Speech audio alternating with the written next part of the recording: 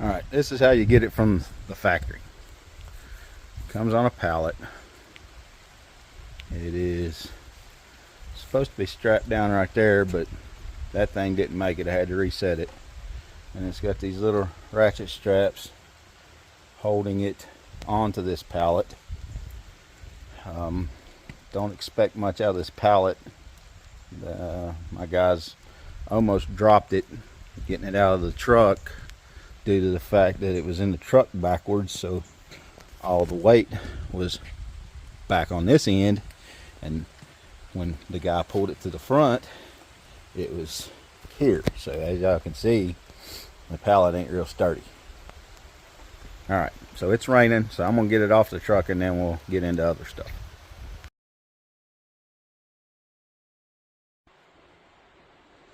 Alright, so I got it in the garage. That's gonna take some getting used to. Alright, so we'll start out with how it come off the truck. So this is the configuration it's in when you bring it off the truck. Here's your hood, or the top. As you can see, because of it being in between, it was in between here when it was shipped, so it suffered a little damage, but we'll get that beat out. Here's your poles for it. I ordered a rake, but apparently they didn't listen, and I got a ripper, so we'll do an unboxing on all this stuff as we go here. But this is it setting the way it should be, facing forward instead of backward. But here is your battery disconnect.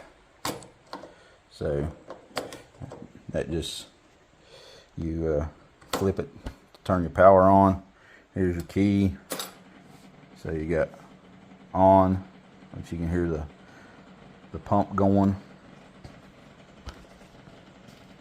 And then starts right up once you get it warmed up, but starting out it's a little, it takes a couple cranks to get it going. Maybe it'll break in. It's only got, let's see, me getting it off the trailer put 0.2 hours on it. And then there's your temperature gauge. And I don't know what the red light's for. Gia, or I don't know how you say it. Anyway, so, and your fuel gauge here is also where you fill it up. So it's just a little float, just like a lawnmower, but you gotta try to pour diesel in that little hole, which is fine.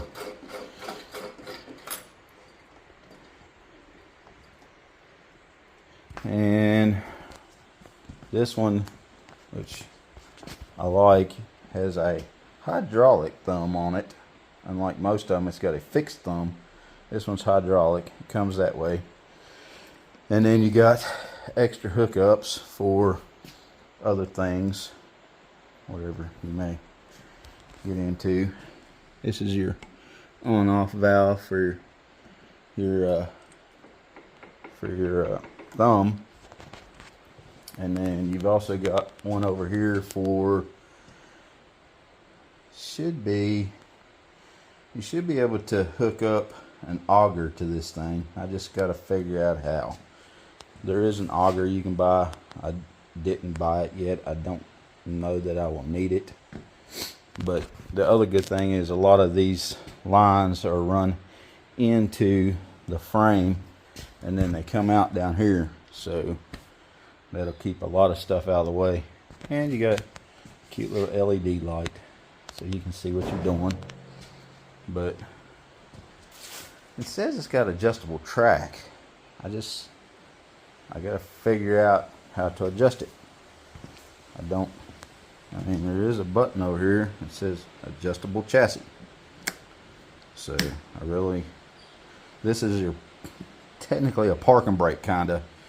When it's that way, you can move everything. When it's that way, even with it running, then the joysticks don't do anything. And then this is your light. And then this is for your, if I can get this 9-foot screw out.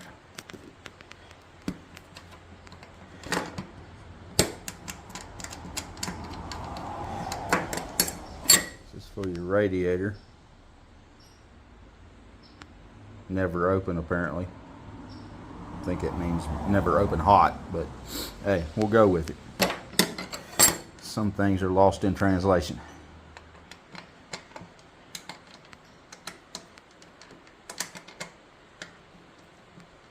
We'll come back to that. Your seat also, it adjusts forward and backward, but you can also, stupid 9,000 foot screws. And then there's 2 more back here. All you gotta do is pretty much just loosen these up.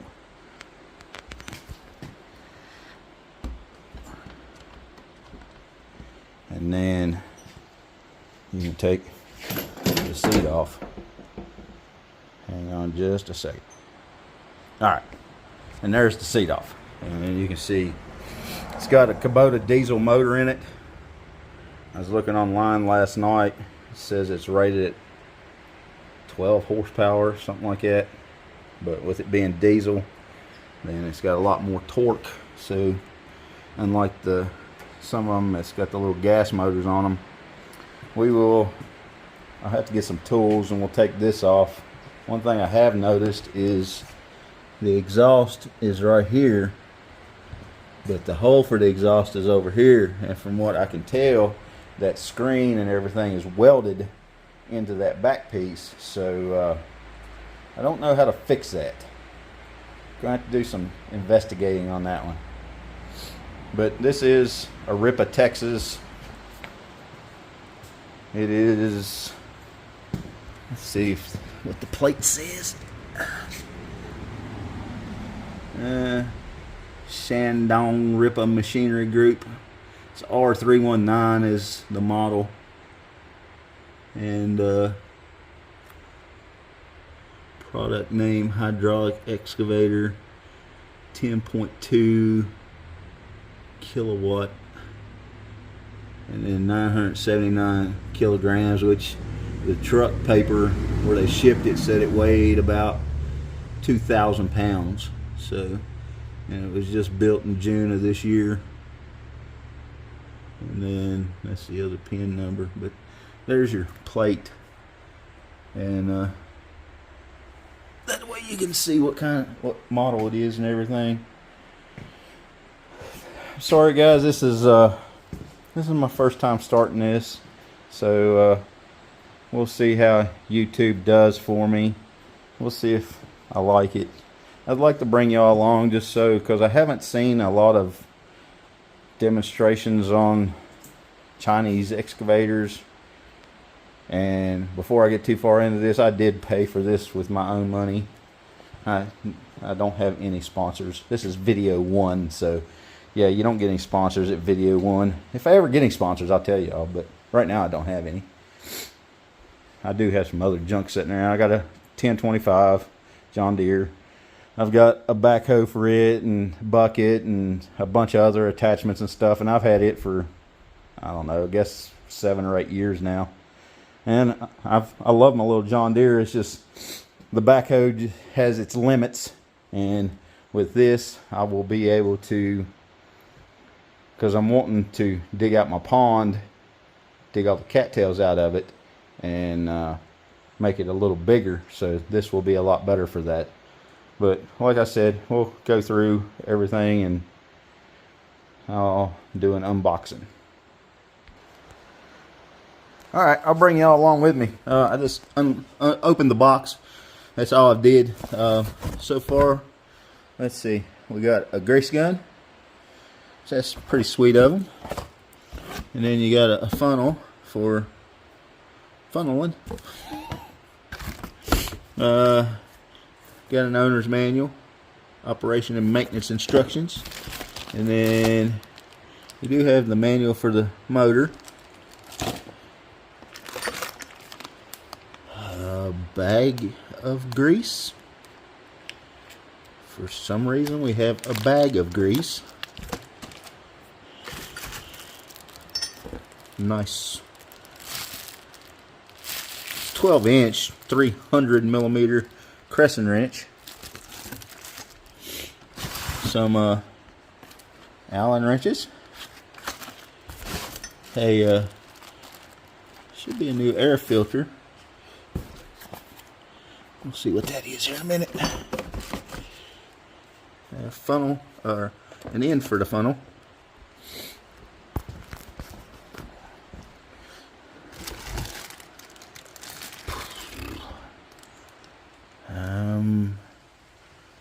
I think that would be to take a filter off, and then a lug wrench with a socket. And let's see what this is. This is a fuel filter from the looks of it. So that's pretty sweet of them. And then, like I said, I wanted a rake, but I think we was talking about several different things when I was ordering this. I think he got confused on which one I wanted, but that's fine. This is a stump. It's a ripper. It'll work really good for ripping out roots, rocks, whatever else you get into.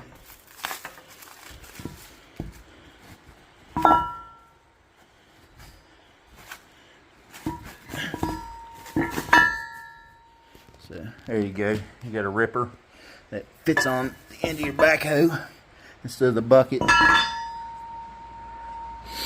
So like I said, that'll be good for ripping out stumps and stuff.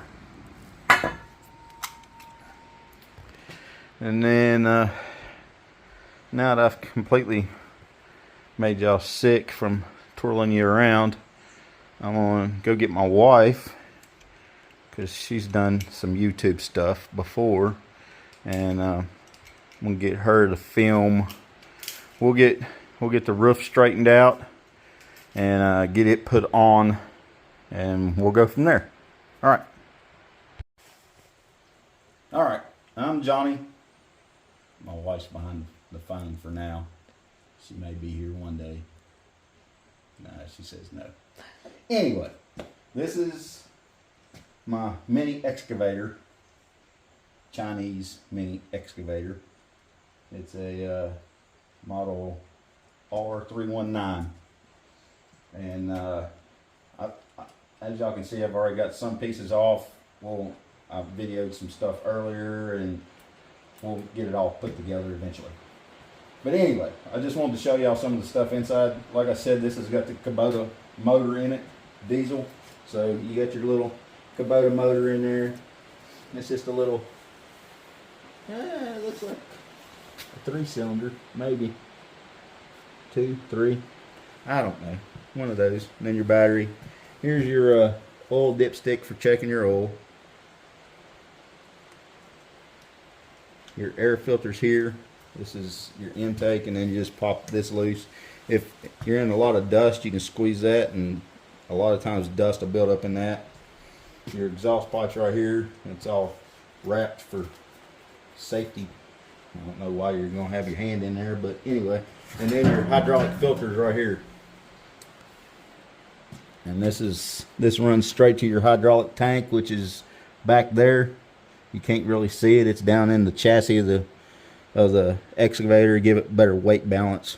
But most of your hydraulics are all controlled through there. But like I said, this is your battery switch on and off. It's just, you can take it off, take it with you or whatever, but you got to have that to turn your power on. And then this is your key to turn it on and start it, everything. your fuel gauge, and then your hour meter and your temperature gauge. And what we're going to do first, right now the only two sizes I've needed was a 16 millimeter and a 14 millimeter. 14 millimeter you had to have to get the back off. The 16 millimeter is everything with the canopy overhead. I already put one side of it on just to make sure I knew how to put it on. And it's got two bolts that hold it here and here. We'll go through and we'll put the other side on, and then we'll get the top on. And hopefully this thing will come back out of my garage once it's on. Because I ain't real for sure how tall it's going to be. Maybe. It should come out. It should come out. We'll see. Alright, you still video? Yes, I am. What's the name of your channel? Johnny Of All Trades. Johnny of All Trades, that's it. I'll remember that one of these days. Where's your seat at? Right here on the floor. I took it off for viewing pleasure. Okay. Show them what the back of your tractor looks like. The piece that you took off the back of the tractor. Show them that.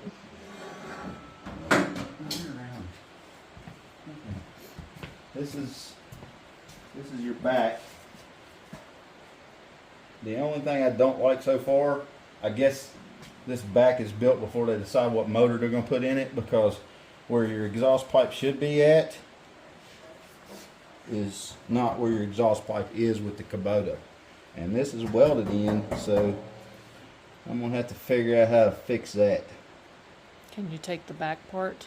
I would like to be able to... The exhaust part, can you take it off of the back side? No. And switch it over? I would like to be able to go through here and maybe cut the tack welds, and then this thing may be able to flip it over and tack it back, but we'll see. Well, where your left hand is, where that exhaust is right there, Yeah. can you take it from on the where it's on the outside? Can No, you because move it's that? welded in too. Okay. Yeah, it's all welded in, so Okay. you gotta, I think I'm gonna have to cut the weld and flip it if possible. If not, I will just go in here and cut this out just so it's not restricting the exhaust, because that right there will get very hot at some point. Yeah. And you don't want to touch it. Yeah. But this just slides in, and then you got 4 bolts that go in it and hold it on.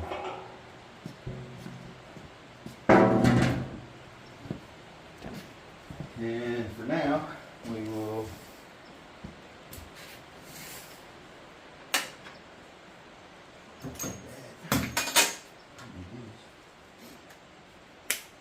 So what are you doing now?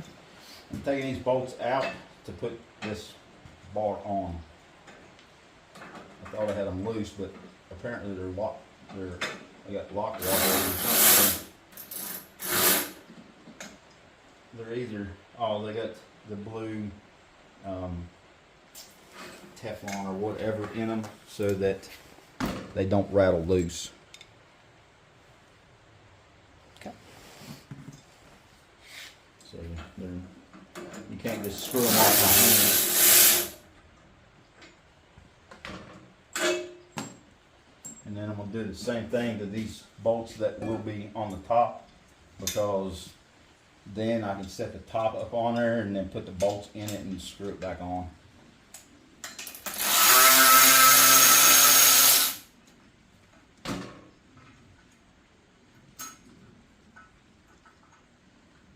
Or not. Okay. There you go.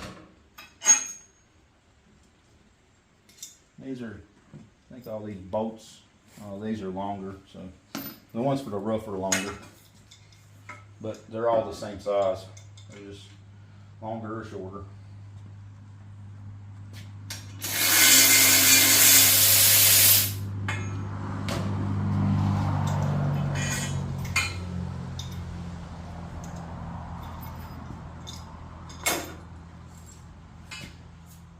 And then this here, the back of it's open, so it just slides over here, and then just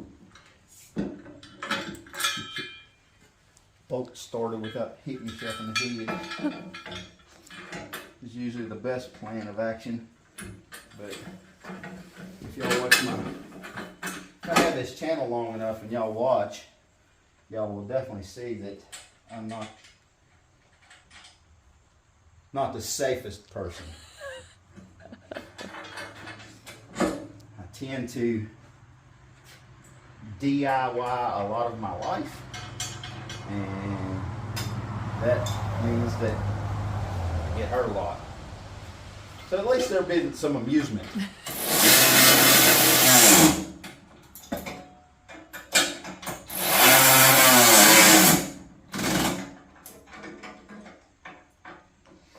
And I ain't trying to put them on there at 9,000 foot-pounds. So just give them a few little snuggies. Yeah, because you can tend to torque things down. I do tend to break bolts. And torque stuff down too tight. Now we got to figure out, I guess that would be the back. I did get it straightened out a little bit, but paint chipped too, so yeah, whatever. This metal it definitely ain't the thickest metal. You know what I mean? I can flex it by hand. So does the curved part go back? I figured the curve goes to the curve of the back. Yeah. That's what I figured, but Yeah, to cover up you. yeah. But that's just me. We'll see how it goes. What do you need?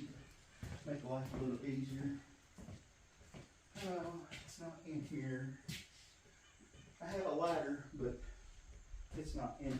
So I guess we'll use a sketchy folding chair. Is the ladder on the back side of the greenhouse? No, my little ladder. It's in the wood shop. Oh, okay.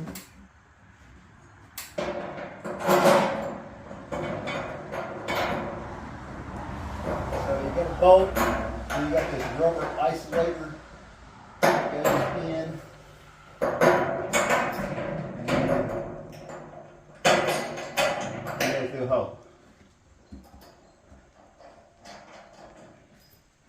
Same thing for the back one. You got your bolt, and then your rubber washer or isolator, whatever you want to call it. It just keeps it from vibrating in your head all day if you're ever on it that long. I'll get the other side put in too before we pipe them down. I've been known to do that too. We'll tighten some stuff down and then have to go back and loosen it up because, oh look, you now can't move it because it's tight. Yeah. Like a big dummy.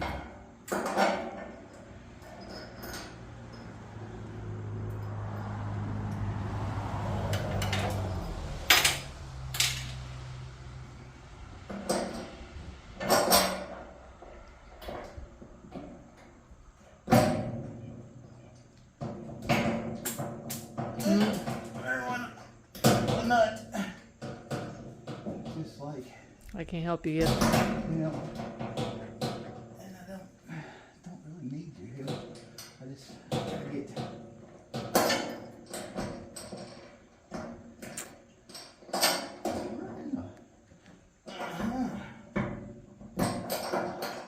That is way off. Alright, so I guess I use this nut. Time in. So get this one in and then we'll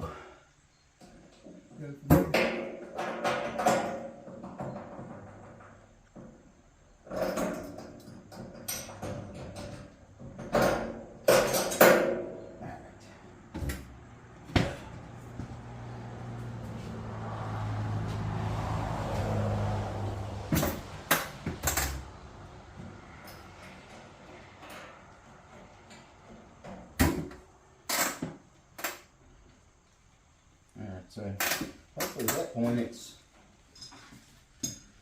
relatively straight. We'll see.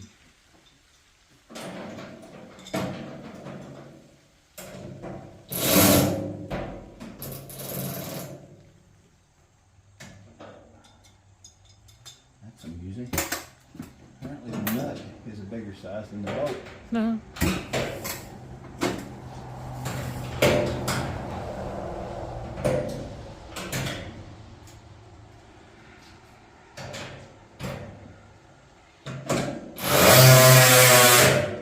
Probably don't want to torque these down to 9,000 foot-pounds because that rubber washer smashes.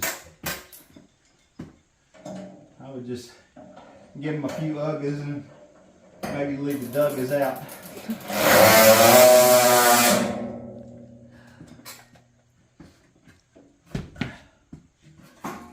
Definitely don't want to use impact gun because that will definitely torque them.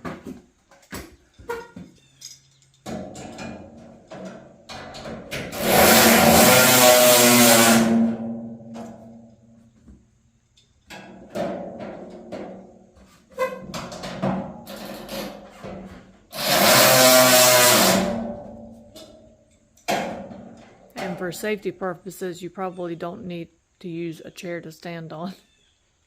That's a good sturdy chair right there. That thing was made before, if you look on it, it probably says made in America. Let me get a tag. That's a good sturdy chair. Unlike some of these new flimsy ones. Alright, so there's the canopy. So, I guess now,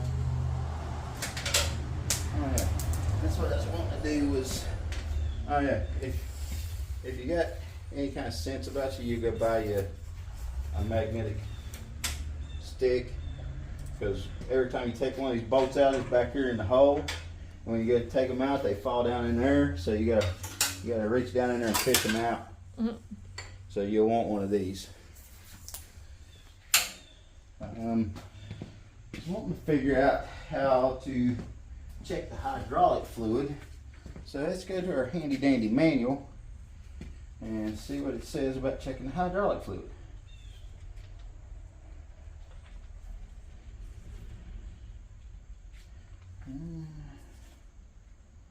So the oil filter, air filter, diesel filter, pilot, or should all be replaced at 50 hour, or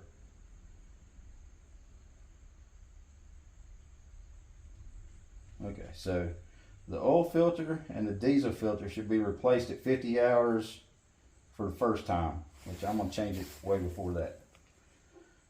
And the air filter should be blowed out at 50 hours and then replaced at 200 hours.